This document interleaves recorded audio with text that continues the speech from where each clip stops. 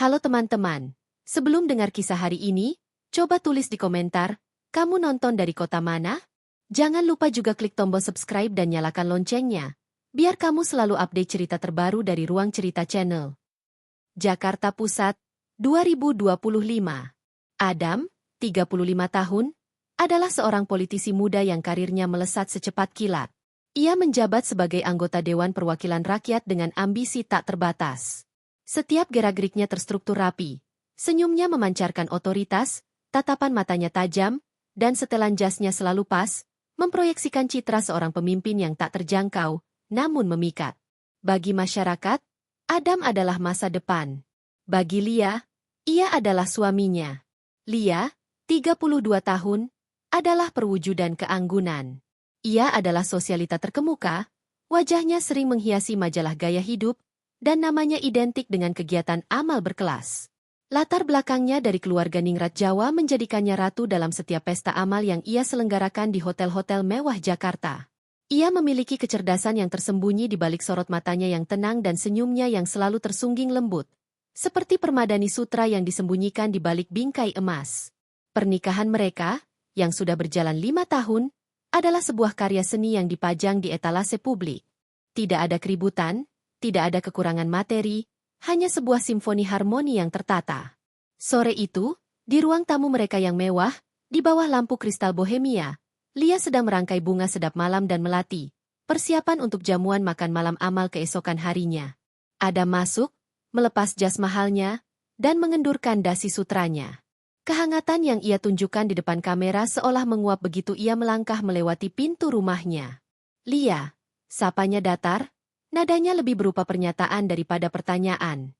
Lia mengangkat wajahnya, menyambut suaminya dengan senyum yang sudah ia latih selama bertahun-tahun. Kau sudah pulang, Mas? Bagaimana rapat di Senayan? Seperti biasa. Penuh drama dan omong kosong. Jawab Adam sambil mengambil gelas berisi air putih dingin di meja. Ia tidak bertanya tentang hari Lia, tentang persiapan amal yang menghabiskan waktu istrinya, atau tentang apapun yang menyangkut kehidupan Lia. Fokus Adam hanya pada dirinya sendiri. Besok malam, jangan lupa. Semua mata akan tertuju padamu, ujar Lia lembut, kembali fokus pada rangkaian bunganya. Aku sudah atur agar kau duduk di samping Tuan Menteri. Adam menoleh, akhirnya menunjukkan minat. Bagus. Kau memang selalu tahu bagaimana menempatkanku di posisi terbaik. Itu mengapa kau adalah aset terbaikku, Lia. Kata, aset, itu menusuk telinga Lia seperti jarum kecil, tajam dan tersembunyi. Namun, ia tidak menunjukkan reaksi. Ia telah terbiasa. Sejak awal, pernikahan mereka lebih merupakan sebuah aliansi yang menguntungkan daripada ikatan cinta yang menggebu. Lia membawa nama besar, koneksi ningrat, dan jejaring sosial. Adam membawa ambisi, kekuasaan yang tumbuh, dan janji masa depan yang cemerlang. Tiba-tiba, telepon genggam Adam berdering. Adam segera meraihnya, pandangannya seketika berubah waspada. Ia menoleh ke arah Lia, lalu berbalik memunggungi istrinya. Ya, aku baru sampai, bisik Adam, suaranya dikecilkan hingga nyaris tak terdengar. Aku tidak bisa sekarang. Kau tahu besok ada acara penting. Jangan egois, sayang. Aku akan meneleponmu kembali setelah semuanya selesai. Tunggu saja. Jangan menghubungi nomor rumah, aku sudah bilang. Bisikan, sayang, itu, meski sangat samar, tidak luput dari pendengaran Lia. Tangan Lia yang sedang memegang tangkai melati seketika membeku. Bunga melati itu jatuh ke lantai marmer tanpa suara. Lia menunduk, pura-pura tidak mendengar. Rasa dingin yang sudah lama ia coba abaikan tiba-tiba merayap dari ujung kakinya hingga ke dada. Bukan karena kejutan, ini adalah konfirmasi dari kecurigaan yang sudah lama ia pendam. Adam menutup telepon, menghela napas panjang, dan berbalik kembali ke arah Lia dengan wajah yang sudah kembali ke topeng tenangnya. Maaf, pekerjaan mendesak, katanya, tanpa menjelaskan apa-apa. Tentu saja, Mas, balas Lia, memaksakan senyum yang sedikit goyah. Ia memungut melati yang jatuh, seolah memungut kepingan harga dirinya yang baru saja terluka. Adam naik ke lantai atas untuk membersihkan diri, meninggalkan Lia sendirian di ruang tamu yang terlalu besar dan terlalu sepi. Lia berdiri, berjalan menuju jendela besar yang menghadap ke taman yang terawat sempurna. Ia menatap pantulan dirinya di kaca. Wanita yang memiliki segalanya, namun memiliki mata yang kosong. Ia memikirkan masa lalunya, masa lalu yang ia kubur demi mengejar prestise bersama Adam. Ia teringat Bima, mantan pacarnya, cinta pertamanya yang sederhana namun penuh gairah. Bima adalah mahasiswa hukum yang idealis, miskin, dan hanya memiliki mimpi besar dan hati yang tulus. Lia meninggalkannya 10 tahun lalu atas desakan, tetapi kekosongan batinnya sangat menyiksa. Ia adalah boneka cantik dalam sangkar emas. Lia memejamkan mata. Keputusan yang ia buat 10 tahun lalu, yang berlandaskan ambisi dan keserakahan, kini membuahkan kesengsaraan. Ia tidak bisa menceraikan Adam. Itu akan merusak reputasinya, merusak nama keluarganya. Ia tidak bisa hidup seperti ini. Ia harus melakukan sesuatu. Tiba-tiba, seberkas kilatan muncul di matanya yang tadinya kosong. Kilatan yang dingin, namun penuh tekad. Aku bukan lagi asetmu, Mas Adam, bisik Lia pada pantulan dirinya. Aku adalah ratu catur yang akan membalikkan permainan. Ia berjalan menuju meja kerjanya, menyalakan laptop. Jemarinya yang lentik menari di atas tombol, mengetikkan satu nama yang sudah lama ia hindari, nama yang ia harapkan telah dilupakan oleh dunia. Bima Setiawan. Lia hanya ingin tahu kabar Bima. Ingin memastikan bahwa Bima baik-baik saja dan bahagia. Namun, hasil pencarian di internet memunculkan sebuah berita besar yang membuat mata Lia terbelalak, dan senyum dingin mulai terukir di wajahnya. Pengacara Bima Setiawan memimpin tim investigasi kasus korupsi dana bantuan rakyat. Bima tidak hanya baik-baik saja. Bima telah menjadi orang yang sangat berpengaruh. Seorang musuh kuat yang dihormati di dunia hukum dan politik. Bima kini berada di posisi yang sempurna untuk menghancurkan Adam. Bukan lagi tentang cinta, ini tentang bertahan hidup, dan untuk bertahan hidup, Lia siap bermain api. Ia sudah terlalu lama menjadi boneka, dan kini saatnya tali benang kendali berada di tangannya. Keluarganya, yang melihat Bima hanya sebagai penghalang bagi masa depan cemerlangnya. Lia tahu, Bima terluka parah. Bima marah dan menghilang tanpa jejak. Sekarang, Lia berdiri di puncak kemewahan. Lia melihat secercah harapan di tengah kehancuran hatinya. Itu adalah ide yang berbahaya, gelap, tetapi terasa sangat memuaskan. Balas dendam yang manis, pikir Lia. Bukan dengan kekerasan, bukan dengan skandal murahan, tetapi dengan menggunakan kecerdasan dan koneksi masa lalu yang ia tinggalkan. Ia akan menggunakan Bima, pria yang dulu ia tinggalkan, sebagai senjata rahasia untuk menjatuhkan suaminya sendiri. Lia mengambil telepon genggamnya, mencari nomor seorang kenalan lama di biro penyelidikan swasta. Jantungnya berdebar kencang, bukan karena takut, melainkan karena gairah baru yang dingin. Aku ingin kau cari tahu semuanya tentang suamiku, kata Lia kepada suara di seberang sana. Suaranya tegas, tanpa ragu. Semua detail kecil, semua kelemahan, dan terutama, semua wanita yang ia sebut sayang. Jakarta Pusat. Malam hari setelah jamuan amal. Sorot masih lampu menyala di Balai Sudirman, tempat Lia baru saja menyelesaikan jamuan amal bertajuk Malam Peduli Masa Depan Bangsa. Lia, mengenakan kebaya berbahan beludru warna zamrud yang menjuntai anggun, tersenyum dan melambaikan tangan kepada tamu terakhir. Senyum itu sempurna, tetapi matanya dingin. Ia baru saja memainkan peran sebagai istri politisi yang ideal di depan menteri, pengusaha, dan ratusan mata pers. Adam, suaminya, telah pergi 1 jam yang lalu. Alasannya klise, ada pertemuan mendadak dengan ketua fraksi di Senayan, tidak bisa ditunda. Alasan yang sama yang selalu ia gunakan, yang dulu diterima Lia dengan anggukan patuh. Malam ini, anggukan itu hanya topeng. Lia berdiri di balik tirai beludru yang tebal, menyaksikan mobil mewah Adam melesat pergi tanpa menoleh ke belakang. Di tangannya, ia memegang sebuah ponsel kedua, yang ia beli secara tunai tanpa mendaftar, tanpa jejak. Ponsel yang khusus digunakan untuk berkomunikasi dengan Paksi, kepala biro penyelidikan swasta yang ia sewa. Telepon berdering. Bagaimana? Tanya Lia. Suaranya rendah dan terkontrol. Tuan Adam sangat terstruktur. Nyonya. Tapi lubang itu selalu ada. Kami menemukan pergerakan yang teratur. Setiap malam Selasa dan Kamis, ia akan berhenti di sebuah apartemen mewah di kawasan Kuningan, sekitar pukul 9 hingga tengah malam, jelas Paksi. Nama penghuninya adalah Dewi Kirana, seorang aktris figuran dan model sampul majalah kelas 2. Jantung Lia berdesir. Dewi Kirana.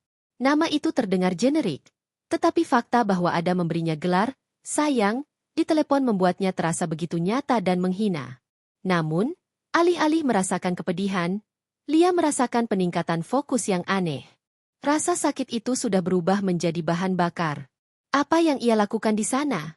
Tanya Lia, menuntut kepastian, meskipun ia sudah tahu jawabannya. Hanya pertemuan pribadi, Nyonya. Kami tidak bisa memasang alat perekam di dalam, terlalu berisiko, tapi percakapan di lobi menunjukkan kedekatan yang tidak pantas untuk seorang anggota dewan terhormat. Lanjut Paksi. Lia menghela napas. Lanjutkan. Aku ingin lebih. Aku ingin sesuatu yang bisa menjatuhkannya dari posisi terhormatnya. Paksi. Bukan hanya urusan ranjang. Ambisi suamiku sangat besar, dan aku tahu itu pasti meninggalkan jejak kelemahan. Kami sedang mencari celah itu, Nyonya. Tapi malam ini, ada hal lain yang menarik, kata Paksi, nadanya berubah serius. Kami melihat dia menitipkan sebuah tas kulit hitam kepada Dewi Kirana sebelum pergi. Tas itu tampaknya sangat penting. Dewi Kirana menyimpannya di brankas kecil di apartemennya, tidak pernah membawanya keluar. Tas kulit hitam. Adam selalu membawa tas serupa saat bepergian keluar kota untuk urusan politik. Tas yang selalu ia jaga seperti nyawanya. Terus awasi tas itu, perintah Lia. Itu mungkin kunci yang kita cari. Jangan sampai diketahui suamiku. Lia menutup telepon. Ia berjalan keluar dari area jamuan, menuju mobilnya. Sopirnya, Waris, dengan sigap membukakan pintu. Nyonya tampak sangat lelah, ujar Waris dengan nada khawatir. Waris telah bekerja untuk keluarga Lia sejak Lia masih remaja. Hanya urusan kecil, Paman Waris. Aku perlu udara segar, jawab Lia. Tolong antar aku ke Taman Suropati. Jangan ke rumah dulu. Keputusan yang tiba-tiba ini membuat Waris terkejut, tetapi ia mematuhi. Mobil melaju pelan meninggalkan keramaian pusat bisnis Jakarta. Taman Suropati di malam hari terasa sunyi dan menenangkan. Lia meminta Waris menunggu di kejauhan. Ia duduk di salah satu bangku kayu, membiarkan angin malam dari arah pepohonan besar meniup rambutnya. Di bawah rembulan yang sinarnya terhalang polusi kota, Lia mengeluarkan ponsel pribadinya, yang selama ini ia gunakan untuk urusan rumah tangga dan sosialita. Ia menelusuri nama Bima Setiawan sekali lagi. Profil Bima menunjukkan ia kini adalah pengacara sukses di sebuah firma hukum ternama di Surabaya. Ia telah menanggalkan masa lalunya yang miskin dan idealis. Fotonya menunjukkan pria yang lebih matang, dengan tatapan mata yang masih sama tajamnya, namun kini dibingkai oleh kepiawaian dan ketegasan. Bima adalah musuh yang sempurna bagi Adam. Seseorang yang tahu persis bagaimana cara bekerja di balik layar, seorang ahli dalam memanfaatkan celah hukum dan opini publik. Lia teringat percakapan terakhir mereka, 10 tahun lalu, di kafe kecil dekat kampus mereka di Bandung. Lia, kita bisa melalui ini. Aku akan mencari kerja sambilan, kita bisa menunda sedikit, tapi jangan tinggalkan aku demi janji kemewahan yang kosong. Bima memohon, matanya dipenuhi keputusasaan. Lia saat itu hanya bisa menunduk. Aku minta maaf, Bima. Keluarga ingin aku menikahi pria yang mapan, pria yang bisa memberiku jaminan masa depan. Aku lelah berjuang. Kau lelah berjuang, atau kau malu padaku? Bima menukas pedih. Kau tidak mencintaiku sebesar ambisimu, Lia. Ingat ini. Aku akan bangkit, bukan untukmu, tapi untuk membuktikan bahwa pria jujur dan miskin sepertiku bisa lebih berharga dari semua kemewahan palsu yang kau kejar. Kini, janji Bima terbukti. Ia bangkit. Dan ironisnya, Lialah yang membutuhkan bantuan Bima untuk meloloskan diri dari kemewahan palsu itu. Lia mengetik pesan singkat ke kontak yang ia dapatkan dari berita Bima, surel kantornya. Kepada Bima Setiawan, SH. Subjek, tawaran kerjasama penting, urusan publik. Isi pesan, saya memiliki informasi yang sangat sensitif mengenai Tuan Adam Baskara, anggota DPR. Informasi ini berkaitan langsung dengan kasus korupsi dana bantuan yang sedang Anda tangani. Saya menawarkan data ini untuk menjamin keadilan. Saya tahu Anda tidak akan mempercayai saya, tetapi saya meminta satu pertemuan tertutup. Hanya Anda dan saya. Di luar Jakarta. Di luar jangkauan suamiku. Lia menekan tombol kirim. Tangannya gemetar, bukan karena takut, melainkan karena ia baru saja melempar bom waktu ke pusat kehidupannya sendiri. Ia baru saja meminta bantuan dari pria yang ia hancurkan masa depannya. Pria yang seharusnya menjadi musuhnya. Beberapa saat kemudian, ponsel kedua Lia bergetar. Paksi mengirim foto dari lokasi Kuningan. Foto yang buram, tetapi cukup jelas menunjukkan Adam sedang berciuman dengan Dewi Kirana di lift apartemen.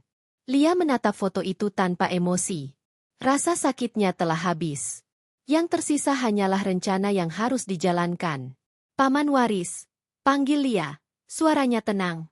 Kita pulang sekarang. Aku butuh tidur. Besok adalah hari yang panjang. Aku harus terlihat sempurna di depan Adam. Di balik ketenangan itu, Lia telah mengambil keputusan. Ia akan mempertaruhkan segalanya.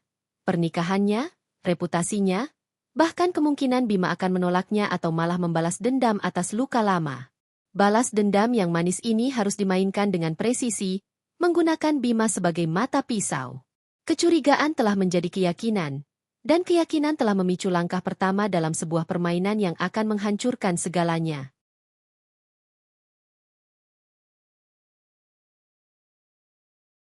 Surabaya, 2025. Jarak antara Menteng, Jakarta, dan pusat kota Surabaya terasa lebih jauh daripada sekadar hitungan kilometer.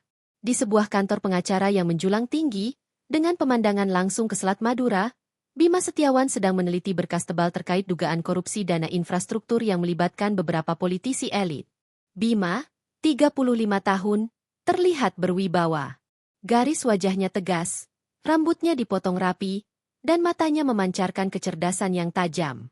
Ia mengenakan kemeja yang mahal, tetapi gurat lelah dan kepahitan samar di sudut bibirnya menunjukkan betapa berat beban yang ia pikul selama 10 tahun terakhir untuk membangun kekaisaran profesionalnya. Ia adalah seorang pengacara yang keras, disegani, dan dikenal tidak punya belas kasihan terhadap pihak yang korup. Motivasi besarnya bukan uang, melainkan keadilan, sebuah idealisme yang hampir mati saat Lia meninggalkannya. Saat tengah malam, asisten Bima mengirimkan sebuah surel masuk dengan subjek yang mencolok, tawaran kerjasama penting, urusan publik. Bima membaca isi surel itu. Wajahnya yang tegang seketika berubah. Ia mengenal gaya bahasa itu. Ia tahu siapa pengirimnya, bahkan sebelum ia membaca baris terakhir. Hanya Anda dan saya. Di luar Jakarta. Di luar jangkauan suamiku. Lia Paramita. Istri Adam Baskara. Wanita yang 10 tahun lalu meninggalkannya demi pria yang lebih kaya dan berkuasa, kini merangkak kembali memohon bantuan. Bima tertawa, tawa yang kering dan tidak mengandung kegembiraan. Itu adalah tawa ironi. Akhirnya kau mencicipi pahitnya pernikahan emasmu, Lia, bisiknya pelan. Asumsi Bima, Lia pasti ingin memerah suaminya atau sedang dalam proses perceraian. Ia membaca ulang surel itu, memperhatikan bahwa Lia secara eksplisit menyebut kasus yang sedang ia tangani, korupsi dana bantuan. Hal ini membuat Bima waspada. Lia tidak mungkin tahu detail kasus itu kecuali ia memiliki akses informasi yang sangat tertutup. Bima menyandarkan punggung ke kursi putarnya. Ini bisa menjadi jebakan, atau ini bisa menjadi kesempatan emas. Kesempatan untuk menjatuhkan Adam Baskara, yang di mata Bima, melambangkan segala sesuatu yang salah dan munafik dari elit Jakarta yang dulu pernah meremehkannya. Dan lebih dari itu, ini adalah kesempatan untuk membalas dendam pada Lia. Bima membuka balasan surel, jemarinya bergerak cepat. Kepada Lia Paramita. Subjek, tawaran kerjasama penting, urusan publik. Isi pesan, saya menghargai inisiatif Anda, Nyonya Baskara. Saya sangat tertarik. Namun, tempat yang saya pilih harus menjamin kerahasiaan total dan ketenangan. Saya usulkan kita bertemu di sebuah villa pribadi di Puncak, Bogor. Tepatnya di Cisarua. Senin mendatang, pukul 10 pagi. Datang sendirian. Jangan coba-coba membawa orang lain. Saya tidak menerima tawar-menawar. Bima menekan kirim, tatapannya dingin. Ia memilih Puncak, lokasi yang penuh kenangan bagi mereka berdua. Tempat mereka menghabiskan waktu bersama saat masih menjadi mahasiswa. Dengan memilih tempat itu, ia memastikan Lia akan merasakan tusukan rasa bersalah di masa lalu. Jakarta, 2 hari kemudian. Lia sedang bersiap untuk sebuah acara koktail diplomatik di kedutaan besar.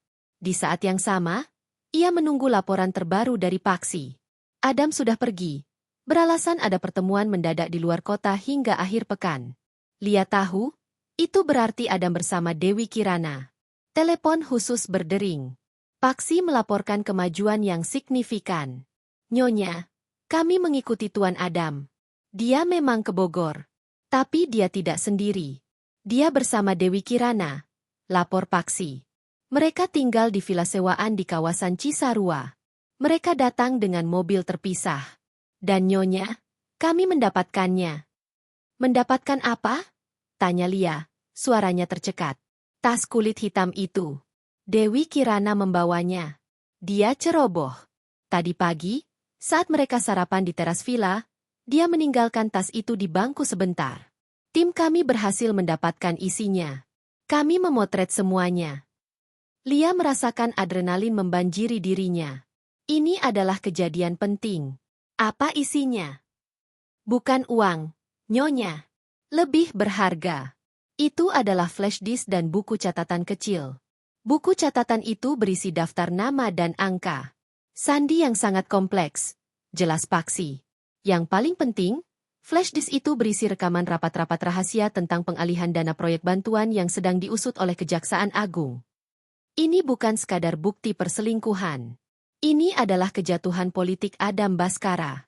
Kau hebat, Paksi. Puji Lia. Di mana Dewi Kirana sekarang? Dia pergi ke sebuah spa di dekat villa, meninggalkan tas itu di brankas villa. Kami sudah mengembalikan semua isinya. Mereka tidak akan menyadari apa-apa. Tuan Adam sendiri sedang berolahraga di lapangan golf sekitar situ. Lia menghela napas. Waktunya tiba. Sekarang dengarkan baik-baik, Paksi. Aku ingin kau dan timmu memantau pergerakan Adam dan wanita itu. Jangan mendekat. Jangan biarkan mereka sadar. Tapi pastikan, pada hari Senin pagi, Adam Baskara tidak ada di villa itu. Ciptakan gangguan yang sangat besar, Paksi. Kebakaran kecil, salah alamat barang, apapun yang membuatnya harus pergi mendadak. Paksi terdiam sebentar, lalu menjawab, akan dilaksanakan, Nyonya. Tapi mengapa hari Senin? Karena, jawab Lia, menatap pantulan dirinya di cermin, mengenakan kalung berlian yang Adam berikan, aku akan bertemu seseorang di puncak hari Senin. Dan aku tidak ingin Adam tahu. Dia tidak boleh mencium bau rencana ini, sampai semuanya terlambat. Lia menutup telepon. Ia melihat balasan surel dari Bima di ponselnya yang lain. Villa pribadi di Cisarua, Puncak. Tepat di mana Adam berada sekarang. Kebetulan yang mengerikan. Atau takdir yang ironis. Lia tersenyum tipis. Ia akan datang ke tempat perselingkuhan suaminya, bukan untuk menyerang suaminya, melainkan untuk bertemu dengan mantan pacarnya. Ia akan menggunakan Bima untuk menghancurkan Adam.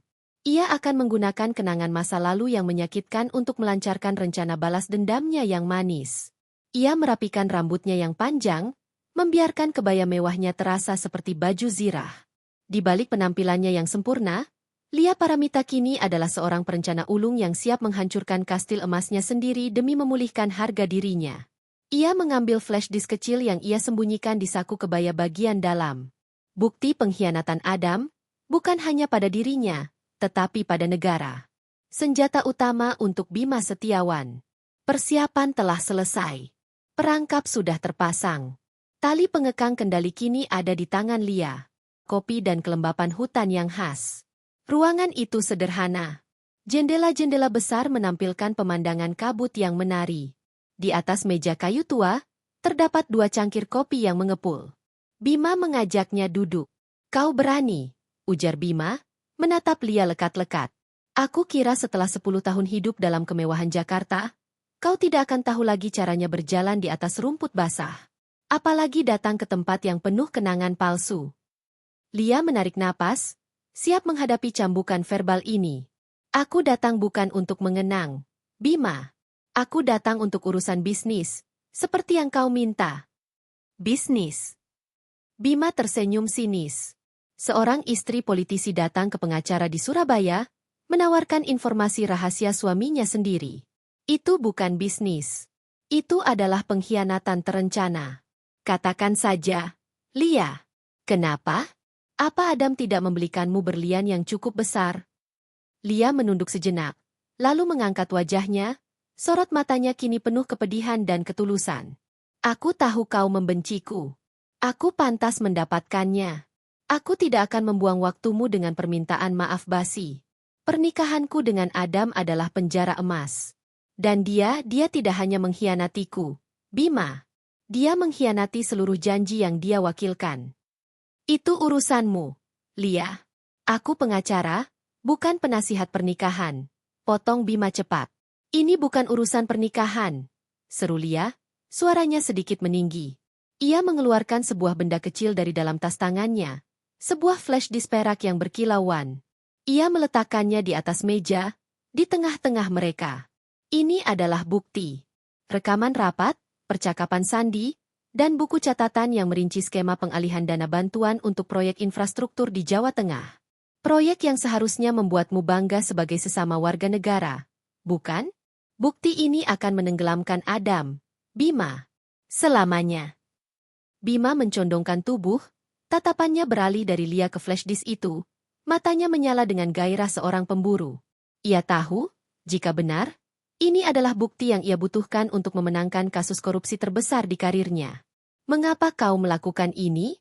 Apa imbalanmu? Tanya Bima, suaranya menjadi sangat tajam. Lia mengambil cangkir kopinya, menyesapnya perlahan. Aroma kopi itu mengingatkannya pada hari-hari sederhana bersama Bima. Aku tidak butuh uang Adam. Kekayaanku sudah cukup, jawab Lia. Aku hanya ingin keadilan. Adam harus jatuh karena kejahatannya, bukan karena istrinya ingin bercerai. Tapi aku juga butuh sesuatu darimu, Bima. Apa? Lia meletakkan cangkirnya, menatap Bima lurus ke mata. Setelah Adam jatuh, dan aku mendapatkan perceraian yang bersih, aku ingin kau melindungiku dan keluargaku. Adam akan mencoba menghancurkan siapapun yang menyentuhnya. Dan kau tahu itu. Aku ingin kau pastikan aku aman. Kau harus menjadi payung hukumku. Bima tertawa lagi, kali ini sinis dan keras. Kau meminta aku, pria yang kau campakkan demi kekuasaan, untuk menjadi pelindungmu dari kekuasaan itu sendiri? Balas dendammu terasa sangat manis dan licik, Lia. Anggap saja ini sebagai tawaran yang saling menguntungkan. Balas Lia, menahan emosinya. Kau mendapatkan kemenangan terbesar dalam karirmu. Aku mendapatkan kebebasan dan harga diriku kembali.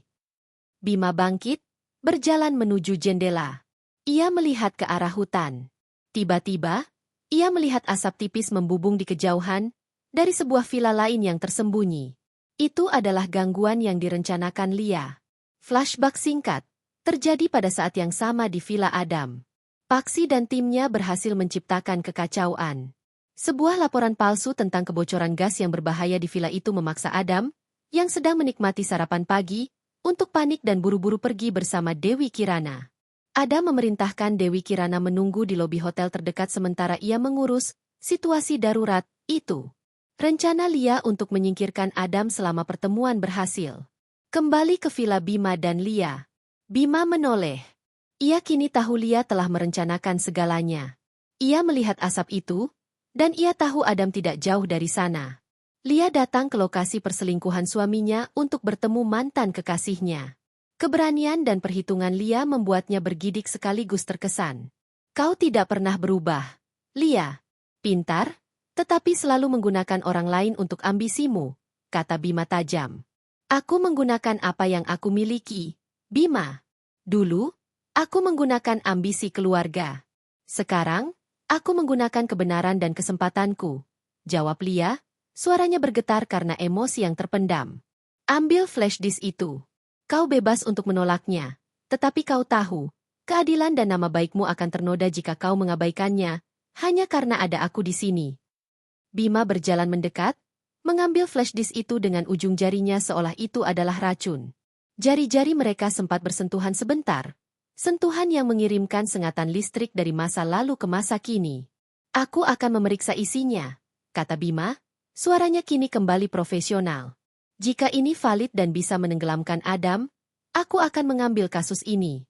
Tapi ingat, Lia, aku bekerja untuk keadilan, bukan untukmu. Aku tidak butuh cintamu lagi, Bima, balas Lia, tatapannya menyiratkan kesedihan yang mendalam. Aku hanya butuh keahlianmu. Dan aku bersumpah, ini semua yang aku punya. Tidak ada lagi rahasia. Aku tidak menyembunyikan apa-apa darimu. Namun, saat Bima memalingkan wajah untuk memasang flash disk itu ke laptopnya, Lia menggenggam erat telapak tangannya sendiri. Ia berbohong. Ia menyimpan satu rahasia terbesar dari masa lalu mereka, sebuah trauma yang jika terungkap, tidak hanya akan menghancurkan Adam, tetapi juga Bima, dan terutama dirinya sendiri. Bima Setiawan telah mengambil umpannya, dan kini permainan besar yang Lia rancang telah dimulai di atas reruntuhan kenangan mereka di puncak Surabaya dan Jakarta. Seminggu kemudian, setelah pertemuan di puncak, komunikasi antara Lia dan Bima berjalan sepenuhnya profesional, dingin, dan tersembunyi. Bima memverifikasi isi dari flash disk itu. Rekaman-rekaman rahasia itu valid, detail, dan sangat merugikan posisi Adam. Ini adalah peluru emas yang ia butuhkan. Bima Setiawan segera membentuk tim kecil, menamakan operasi ini Operasi Sunyi. Mereka bekerja siang dan malam di kantor Surabaya, menganalisis data keuangan yang disamarkan, dan merangkai percakapan sandi yang terekam. Bima benar-benar fokus pada keadilan, tetapi bayangan Lia tak bisa ia usir. Setiap data yang ia temukan yang mengarah pada kejatuhan Adam terasa seperti kemenangan ganda. Kemenangan profesional dan kemenangan atas pria yang mendapatkan wanita yang seharusnya menjadi miliknya. Sementara itu di Jakarta, Lia Paramita kembali memainkan peran sebagai istri politisi yang sempurna. Ia menemani Adam dalam berbagai acara, tersenyum, dan berinteraksi dengan elegan. Semua demi mempertahankan ilusi bahwa pernikahan mereka baik-baik saja. Paksi, kepala biro penyelidikan, menjadi mata dan telinga Lia. Nyonya, Tuan Adam menjadi semakin curiga. Dia sering mengecek telepon genggam dan surelnya. Dia bahkan menanyakan apakah Nyonya bertemu dengan seseorang di puncak. Lapor Paksi melalui saluran komunikasi terenkripsi. Lia berada di kamar tidurnya yang mewah, sedang memilih perhiasan untuk jamuan makan malam. Ia tersenyum tipis. Apa yang kau katakan? Aku bilang, Nyonya pergi untuk terapi diri di villa yang berbeda, jauh dari Kuningan. Hanya untuk menenangkan diri dari stres kegiatan amal. Dia percaya, Nyonya. Tapi dia menjadi sangat paranoid dengan flash disknya. Dia tidak tahu barang itu sudah disalin. Tapi dia merasa ada yang tidak beres. Bagus. Biarkan dia panik dalam keheningan, balas Lia. Tapi perhatikan wanita itu, Dewi Kirana. Jika Adam dalam bahaya, dia bisa menjadi ceroboh dan melukai rencanaku. Lia mematikan panggilan, lalu berjalan menuju lemari pakaiannya. Tangannya meraba-raba di belakang lapisan sutra gaun malamnya, tempat ia menyembunyikan buku catatan kecil Adam, yang tidak ia berikan pada Bima. Buku catatan itu bukan berisi data korupsi, melainkan jurnal pribadi Adam, berisi catatan tentang wanita-wanita lain. Namun, ada satu halaman di sana yang selalu membuat Lia merinding. Halaman yang ia baca berulang kali setiap kali ia merasa terancam. Halaman itu tertanggal 12 tahun lalu, 2 tahun sebelum Adam dan Lia bertemu. Itu adalah catatan pendek Adam tentang sebuah kejadian tragis di masa lalu yang melibatkan keluarga besar Lia, di mana terjadi kesalahpahaman besar antara keluarga Lia dan keluarga lain terkait bisnis warisan. Catatan Adam, perempuan itu menangis hebat. Wajahnya sama persis seperti wajah, nama yang dicoret. Dia tidak tahu, akulah yang harus menanggung semua ini. Kesalahan keluarga mereka, kini menjadi beban moral bagiku. Aku akan menikahinya, tapi bukan karena cinta. Itu adalah satu-satunya cara untuk membayarnya. Lia tahu, Adam telah menyembunyikan kebenaran tentang awal perkenalan mereka. Perjodohan mereka, yang ia pikir hanya didasarkan pada kepentingan politik dan status sosial, ternyata jauh lebih gelap. Adam menikahi Lia sebagai bentuk pembayaran atas trauma masa lalu keluarga Lia yang disebabkan oleh kesalahan yang Adam kenal baik. Lia tidak tahu siapa perempuan itu yang Adam maksud, tetapi ia yakin Adam menyembunyikan hubungan masa lalunya dengan salah satu anggota keluarganya yang lain. Trauma yang begitu dalam sehingga Adam merasa harus menebusnya dengan menikahinya. Inilah rahasia yang ia sembunyikan dari Bima. Lia menatap bayangannya di cermin. Ia bukan hanya korban perselingkuhan. Ia adalah bidak catur yang dibeli untuk menutupi kesalahan yang jauh lebih besar. Surabaya, malam hari yang sama. Bima bekerja hingga larut malam.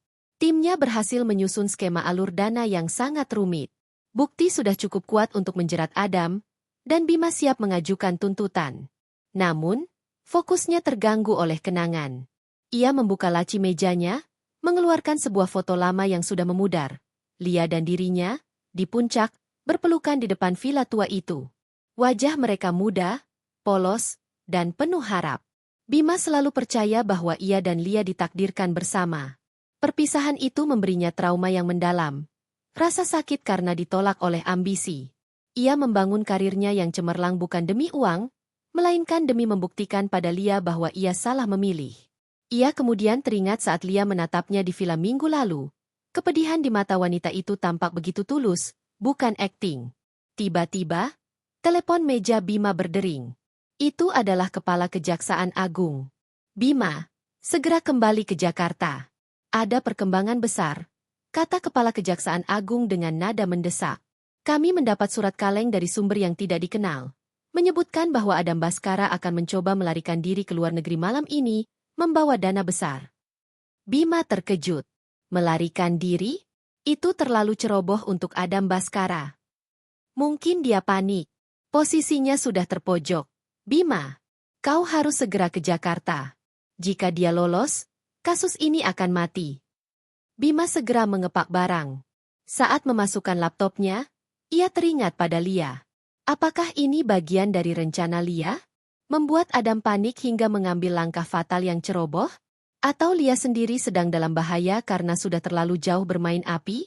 Bima tahu, perjalanannya ke Jakarta kali ini bukan hanya untuk kasusnya, tetapi juga untuk menghadapi bayangan masa lalu yang kembali menghantuinya. Ia meninggalkan kantornya di Surabaya, meninggalkan foto Lia di sana, seolah janji balas dendam itu sudah hampir terpenuhi. Sementara itu di Jakarta, di rumah mewahnya, Lia sudah siap untuk makan malam. Ia menatap keluar jendela, menunggu kabar. Ia tahu, saat Adam dalam bahaya besar, ia pasti akan mencari pelarian. Dan pelarian Adam, pasti akan melibatkan flash disk yang sudah ia salin isinya, yang kini Adam yakini masih tersimpan aman di Villa Kuningan. Permainan ini telah memasuki babak penentuan. Lia telah menyalakan sumbu, dan Bima adalah api yang akan menghancurkan kastil Adam. Balik dan berlari ke arah berlawanan, menuju hangar yang lebih gelap. Adam, yang kini dikepung, tidak melawan. Topeng keangkuhannya seketika runtuh menjadi keputusasaan seorang pengecut. Bima Setiawan tidak fokus pada Adam. Ia tahu Adam sudah tertangkap. Instingnya, dan mungkin sedikit dorongan emosi lama terhadap Lia, membuatnya bergerak cepat mengejar Dewi Kirana. Tas kulit hitam itu adalah bukti yang menenggelamkan Adam, bukti yang Lia berikan padanya. Ia harus mengamankannya. Pada saat yang sama, di Menteng, Jakarta, Lia sedang berdiri di tengah ruang tamu, mematikan televisi yang baru saja menyiarkan berita kilat penangkapan Adam Baskara. Ia berhasil. Adam tertangkap, dan rencananya berjalan mulus. Rasa lega bercampur kemenangan membanjiri dirinya. Tiba-tiba, telepon rumah berdering. Lia mengangkatnya, dan suara yang familiar, yang selama ini ia hindari, terdengar di seberang sana. Lia, berani-beraninya kau. Suara Adam, terdistorsi oleh kemarahan, tetapi juga keputusasaan, terdengar dari sambungan telepon yang diawasi polisi. Lia mengambil napas dalam-dalam. Apa yang kau bicarakan, Mas Adam? Jangan berpura-pura. Kau tahu apa yang ada di flash disk itu. Kau melakukannya. Kau menghancurkanku. Kau mengirim informan ke villa itu. Kau yang membuatku panik, teriak Adam.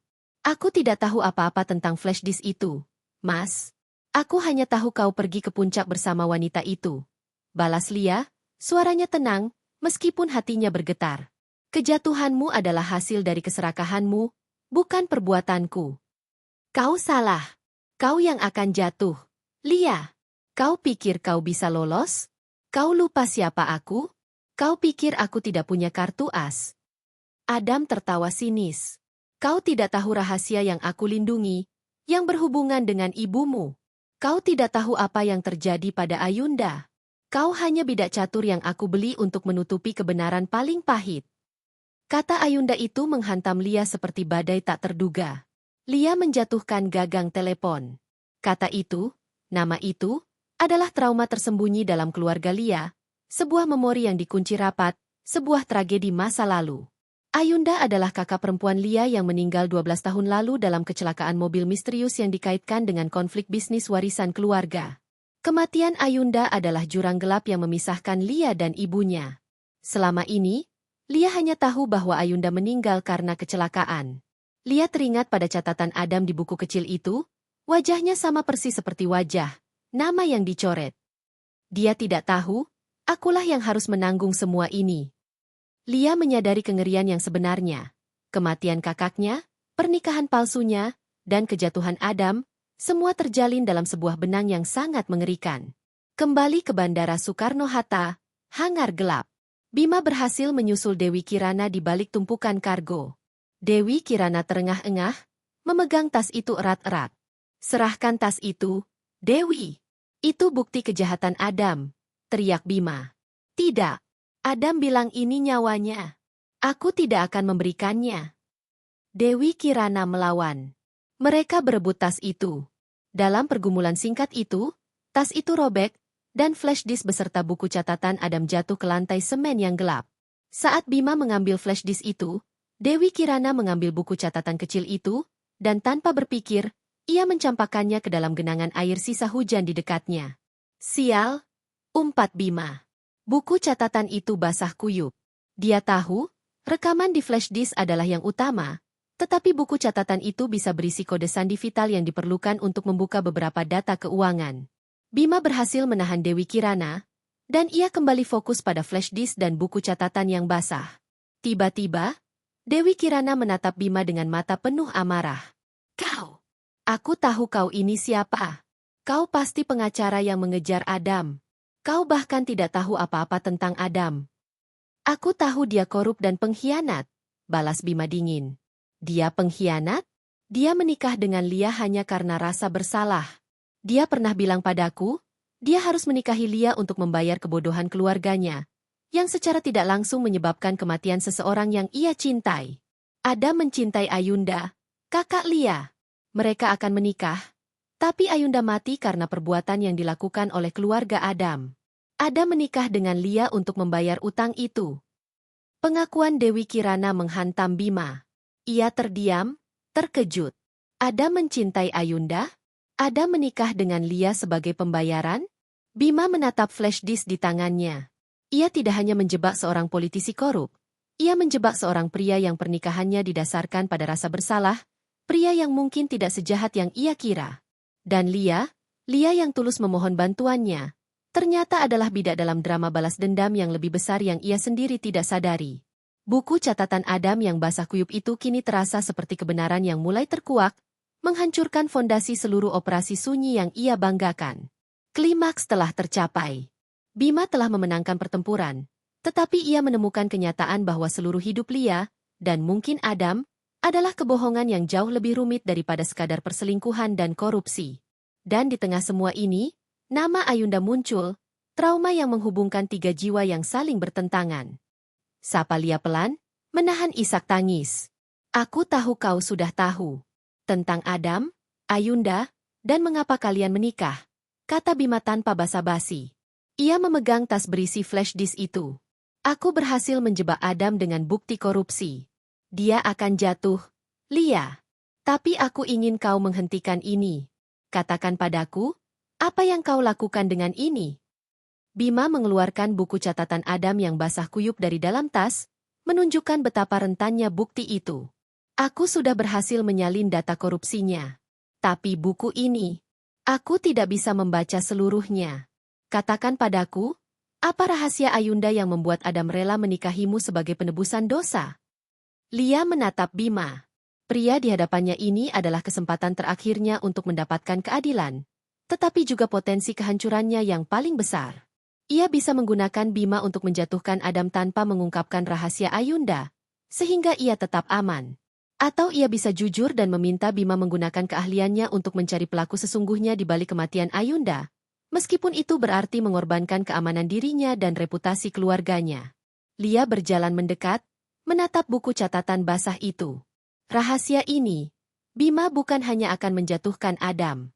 Ini akan menghancurkan fondasi hidupku. Dan jika kau tahu, kau tidak akan pernah bisa melanjutkannya, karena itu melibatkan aku sendiri. Apa maksudmu? Tanya Bima, bingung. Ayunda, dia mencintai Adam. Benar. Tapi dia meninggal karena mobilnya dirusak. Adam adalah saksi, tapi dia bungkam karena ancaman. Lia menjeda, air matanya menetes. Dan pelakunya adalah pesaing bisnis pamanku, Haris.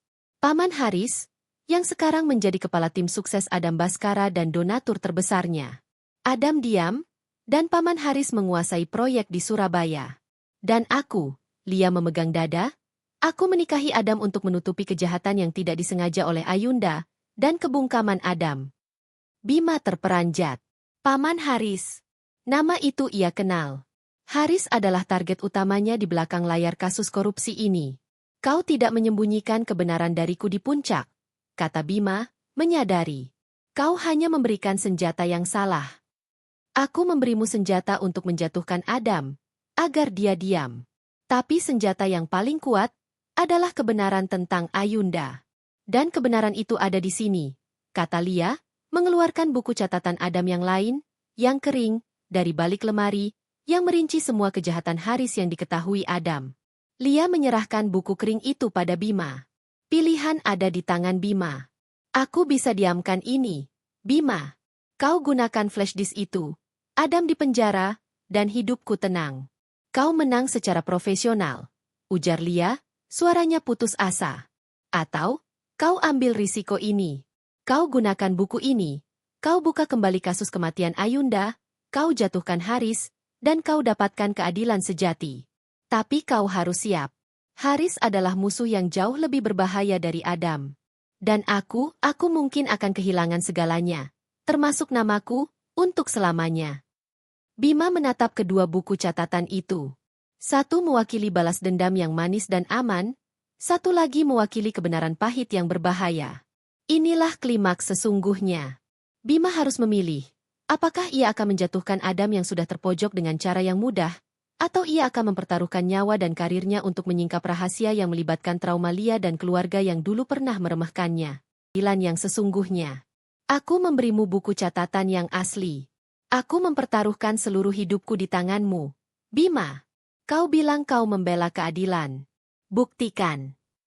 Bima menatap buku catatan kering itu. Di dalamnya, ada nama-nama rekening bank rahasia, tanggal pertemuan, dan skema bisnis yang melibatkan dana bantuan sosial yang justru digunakan untuk proyek-proyek fiktif Paman Haris di berbagai daerah, termasuk di Surabaya, tepat di mana Bima memulai karirnya. Bima menyadari, rencananya untuk menjatuhkan Adam hanyalah permulaan.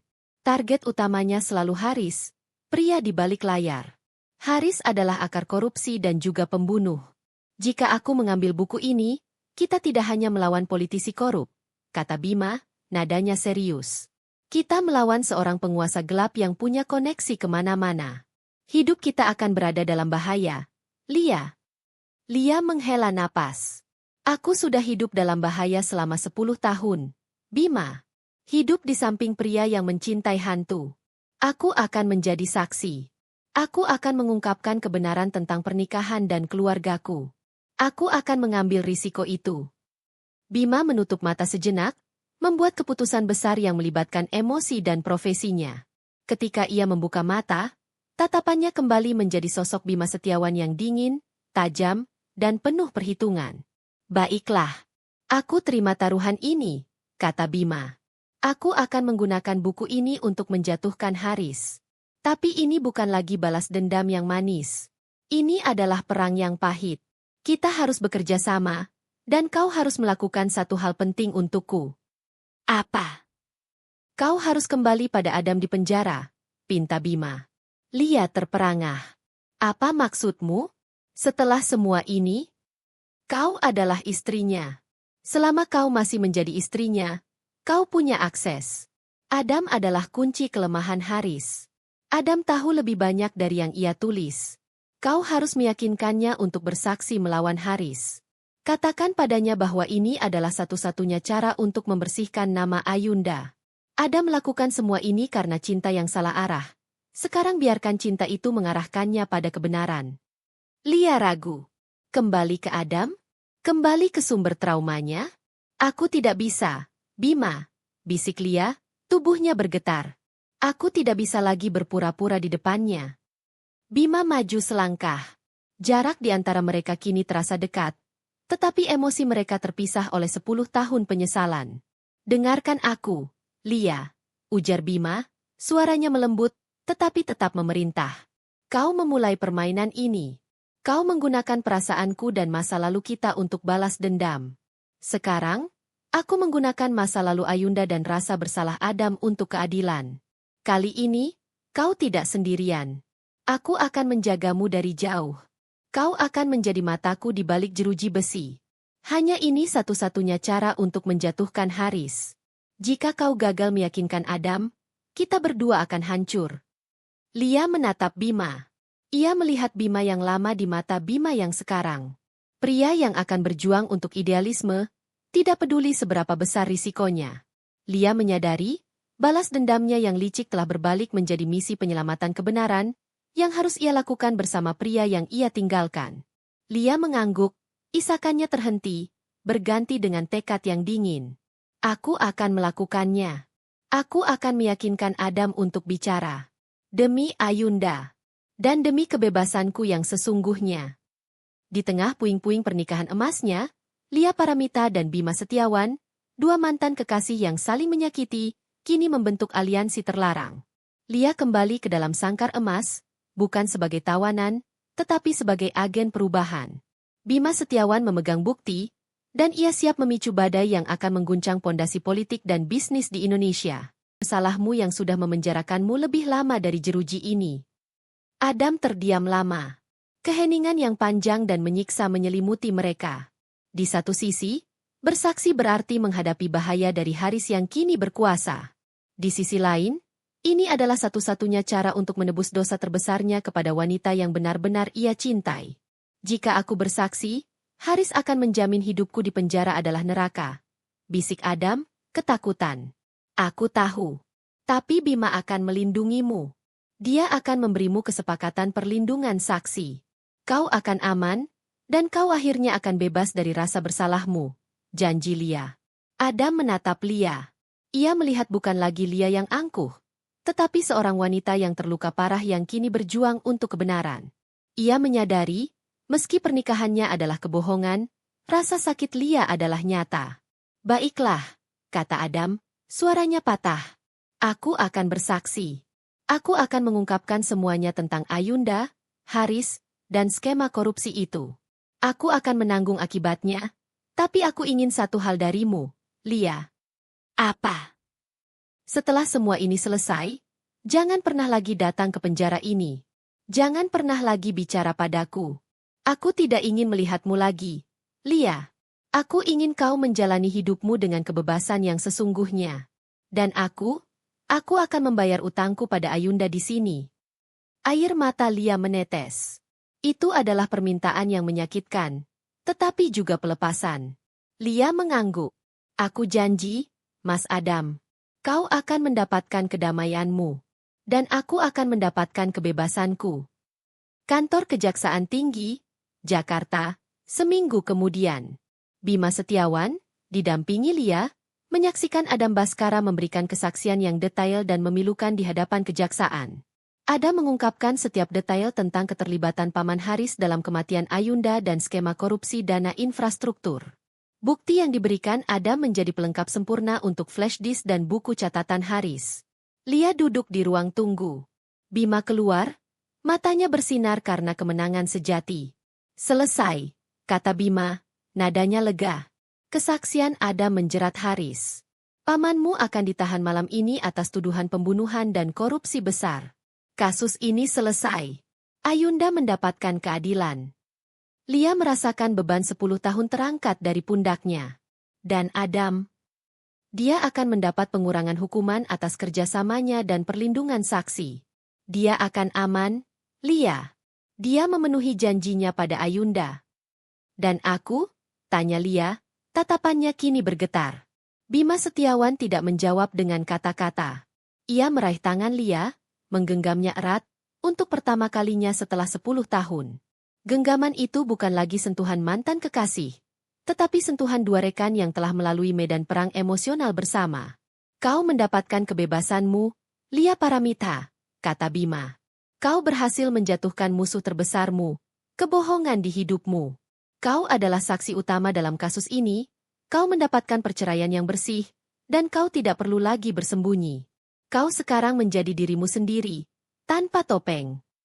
Lia menangis, tetapi kali ini, air matanya adalah air mata kelegaan. Balas dendamnya telah berubah menjadi pencarian kebenaran. Pernikahan emas yang palsu telah hancur. Kebenaran Ayunda telah terungkap. Adam kini membayar utangnya di balik jeruji besi, dan Lia mendapatkan kebebasan yang ia bayar dengan harga paling mahal, kejujuran tentang masa lalunya. Kini, ia dan Bima berdiri di atas reruntuhan kehidupan lama, siap menatap masa depan yang baru. Aku hanya ingin memastikan bahwa nyonya mantan klien saya yang paling berani ini baik-baik saja. Mereka tertawa pelan. Tawa yang tulus, tanpa kepalsuan. Aku baik-baik saja, Bima. Damai, kata Lia, menunjuk arah kain batik yang sedang ia kerjakan. Aku belajar lagi. Aku belajar untuk hidup jujur pada diriku sendiri. Dan aku belajar bahwa balasan yang paling manis itu bukanlah menghancurkan orang lain, melainkan membangun kembali diri sendiri. Bima mengangguk, matanya menatap Lia lekat-lekat. Kau benar. Aku dulu ingin menghancurkan Adam hanya untuk membuktikan padamu bahwa kau salah memilih. Tapi sekarang, aku menjatuhkannya demi Ayunda, demi keadilan. Dan aku sadar, kebahagiaan sejati bukanlah membalas dendam, melainkan melihatmu akhirnya bebas. Mereka berdiri dalam keheningan yang nyaman. Masa lalu mereka adalah fondasi yang rumit, penuh pengkhianatan dan penyesalan, tetapi kini, fondasi itu telah dibersihkan. Adam, bagaimana kabarnya? Tanya Lia, setelah beberapa saat. Dia baik-baik saja di bawah perlindungan. Dia menulis surat permintaan maaf untukmu, Lia. Tapi aku membakarnya, kata Bima jujur. Aku tidak berpikir kau perlu membaca penyesalannya. Kau sudah mendapatkannya secara langsung. Lia mengangguk, merasa lega. Adam telah menemukan penebusannya. Bima kemudian mengeluarkan sebuah kotak kecil dari sakunya. Bukan kotak perhiasan mahal, melainkan kotak kayu kecil yang sederhana. Aku menemukan ini di villa di puncak, setelah aku mengambil semua bukti, ujar Bima. Kau pasti lupa. Lia membuka kotak itu. Di dalamnya ada sebuah cincin perak sederhana yang mereka beli saat masih menjadi mahasiswa di Bandung, cincin yang ia lepas saat memutuskan pertunangan darinya 10 tahun lalu. Lia menatap Bima. Matanya berkaca-kaca. Kau menyimpannya. Aku tidak pernah membuang apapun yang tulus. Lia, dulu kau membuang ketulusan demi emas. Sekarang, kau meninggalkan emas demi ketenangan. Kata Bima, suaranya penuh makna. Aku tidak memintamu memakainya. Aku hanya ingin kau tahu, bahwa meski kita tidak bisa kembali ke titik awal, kita bisa memulai yang baru. Tanpa paksaan, tanpa janji palsu, tanpa utang masa lalu. Lia tersenyum. Senyum yang sesungguhnya. Ia mengambil cincin perak itu, menggenggamnya, lalu memasukkannya kembali ke dalam kotak. Ia tidak memakainya. Ia memilih untuk menghargai masa kini. Aku tahu, Bima, jawab Lia. Aku tahu kita bisa memulai yang baru. Tapi kali ini, sebagai Lia, bukan Lia Paramita yang harus membuktikan sesuatu kepada dunia. Bima mengulurkan tangannya. Lia menyambutnya. Kali ini, genggaman mereka penuh janji yang sederhana. Janji untuk menjalani hidup yang jujur. Mereka melangkah keluar dari galeri, berjalan di bawah sinar matahari sore kota gede. Puing-puing emas dari pernikahan lamanya telah ia tinggalkan di Jakarta. Di Yogyakarta, di sisi pria yang pernah ia sakiti, Lia menemukan bahwa kebahagiaan sejati tidak ditemukan dalam rencana balas dendam yang manis, tetapi dalam keberanian untuk melepaskan topeng dan menghadapi kebenaran pahit. Penutup. Kisah Lia Paramita adalah pelajaran tentang harga diri dan kebenaran. Lia menyadari bahwa ketidakjujuran masa lalu, didorong oleh ambisi dan ketakutan, menciptakan penjara yang lebih kejam daripada yang bisa dibangun oleh musuh. Balas dendamnya yang manis, upayanya untuk menjatuhkan Adam, berujung pada penyingkapan trauma yang jauh lebih besar. Hanya dengan keberanian menghadapi kebenaran pahit dan bersekutu dengan pria yang pernah ia campakkan, Lia mampu menemukan kebebasan dan kedamaian yang sejati. Ia dan Bima membuktikan bahwa cinta dan keadilan, meskipun harus melalui jalan yang berliku, selalu lebih kuat daripada intrik kekuasaan dan kebohongan.